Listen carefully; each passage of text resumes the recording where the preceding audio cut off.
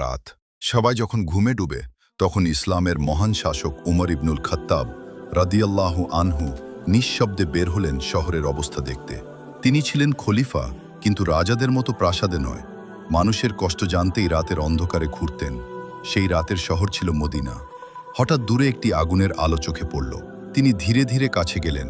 দেখলেন একজন মা হাঁড়ি বসিয়ে রেখেছেন আর কয়েকটি শিশু ক্ষুধায় কাঁদছে। ওমর রাদিয়াল্লাহু আনহু জিজ্ঞেস করলেন, বাচ্চারা কাঁদছে কেন? মহিলা দীর্ঘশ্বাস ফেলে বললেন, আমাদের খাবার নেই, হাঁড়িতে শুধু পানি আর পাথর রেখেছি, যেন তারা ভাবে খাবার রান্না হচ্ছে, অপেক্ষা করতে করতে ঘুমিয়ে পড়বে। এই কথা শুনে ওমর রাদিয়াল্লাহু আনহুর চোখ ভিজে গেল। মহিলা আরও বললেন, আমাদের এই অবস্থার জন্য খলিফা ওমর দায়ী। তিনি আমাদের খবর নেন না, কিন্তু তিনি জানতেন না যার সাথে কথা বলছেন তিনিই সেই খলিফা। ওমর রাদিয়াল্লাহু আনহু দ্রুত রাষ্ট্রীয় খাদ্য ভাণ্ডারে গেলেন। নিজের কাঁধে আটা ও খাবারের বস্তা তুলে নিলেন।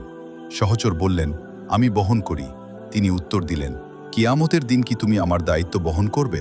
তিনি নিজ হাতে রান্না করলেন, শিশুদের খাইয়ে দিলেন, আর তাদের হাসি মুখে ঘুমানো পর্যন্ত পাশে বসে থাকলেন। সেই রাতে একজন শাসক নয়, একজন দায়িত্বশীল মানুষের পরিচয় পৃথিবী দেখেছিল। কারণ সত্যিকারের নেতৃত্ব ক্ষমতায় নয়, মানুষের কষ্ট নিজের মনে অনুভব করার মধ্যেই।